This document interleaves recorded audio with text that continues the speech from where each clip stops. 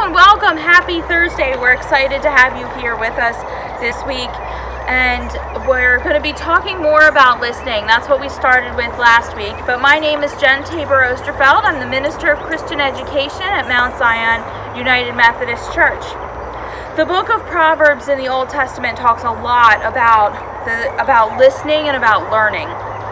For example, in Proverbs 12:15 it says, "Fools think their own way is right, but the wise listen to advice." Proverbs 18:2 says, "A fool takes no pleasure in understanding, but only in expressing personal opinion."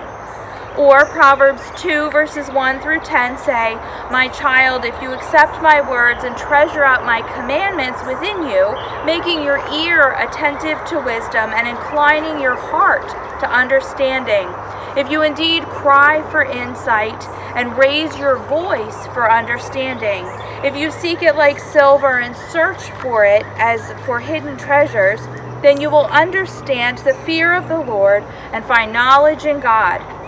For the Lord gives wisdom, from his mouth comes knowledge and understanding. He stores up sound wisdom for the upright. He is a shield to those who walk blamelessly, guarding the paths of justice and preserving the way of his faithful ones.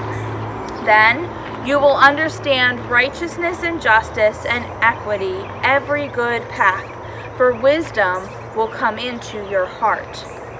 Listening is so important, listening to God, but also listening to others. Last week I started, like I said before, to address listening and why it's important. And I even said something I say all the time, that God gave us 2 ears and 1 mouth, so we listen twice as often as we talk. But here's the thing, we need to actually teach and we need to learn how to listen. I joke sometimes that I have a master's degree in listening. I have a master's from Loyola University in spiritual and pastoral care, and something that we talked about and practiced all the time was listening, the skill of listening. And because that's one way, an important way, of how we walk with others in experience. And so we need to practice that. We need to talk about it more widely because we need to know how to listen to each other and why it's important, because listening shows love, listening can bring healing, and listening can break down barriers. Jesus listened. He listened to the pain of others. So how do we listen so that we can show this love to others and show love and listen in a way that leads to healing? Because right now, so much is going on in our world that we need to take a step back. We don't all have all the answers. We need to listen to each other and be willing to be open to the experiences of others. And so the way and the format, kind of to help us remember how to listen, that I learned when I was getting my master's degree is OARS. O-A-R-S, like oars in a boat. And O is for open-ended questions. Go away from yes and no questions and ask questions that allow the other person to really delve deep and really think about and explain their experiences. And sometimes these are statements, they're not always formed that they'd have a question mark, like, tell me about your experience, or how did you feel when that happened? Describe your thoughts on that. A is for affirming. We want to create a safe space by letting the person know that he or she is important to you, that you are there to listen, that you're not coming with preconceived notions, and that you're willing to set aside your own agenda and really be there with that person. So you want to remind the person that their feelings and their experience are valid. That's what listening is. R is for reflection, and you want to use feeling words or reflect behavior back to the person to make sure you're understanding what the words that they're saying, so that you can really walk with them. So you want to say, it seems to me that you were sad, or it looks like that made you very happy. I noticed you teared up when you talked about that. You were smiling when you recalled that memory. Sometimes you may get this wrong, and that's okay. The person you're speaking with will correct you, but it also lets them know that you're engaged, that you are paying attention to what they're saying. S is for summarize.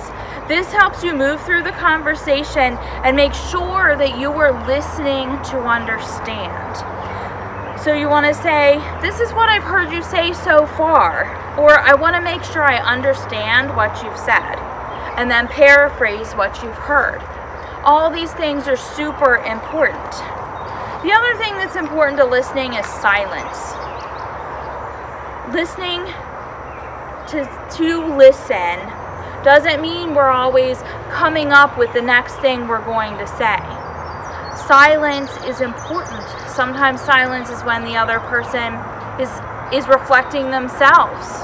Silence and a pause allow for there to be healing in this space.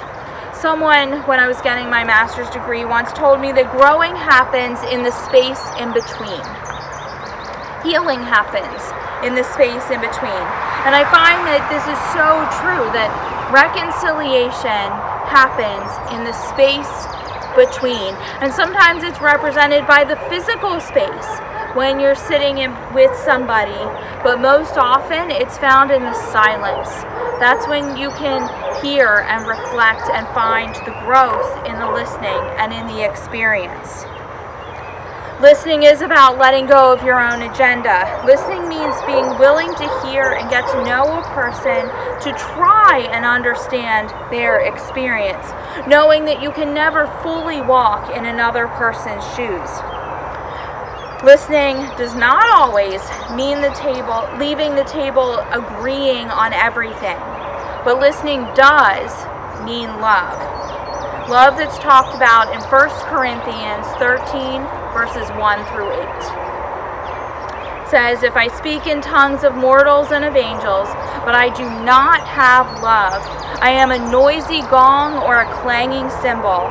And if I have prophetic powers and understand all mysteries and all knowledge, and if I have faith so as to remove mountains, but I do not have love, I am nothing. If I give away all my possessions, and if I hand over my body so that I may boast, but do not have love, I gain nothing. Love is patient. Love is kind. Love is not envious or boastful or arrogant or rude. It does not insist on its own way. It is not irritable or resentful.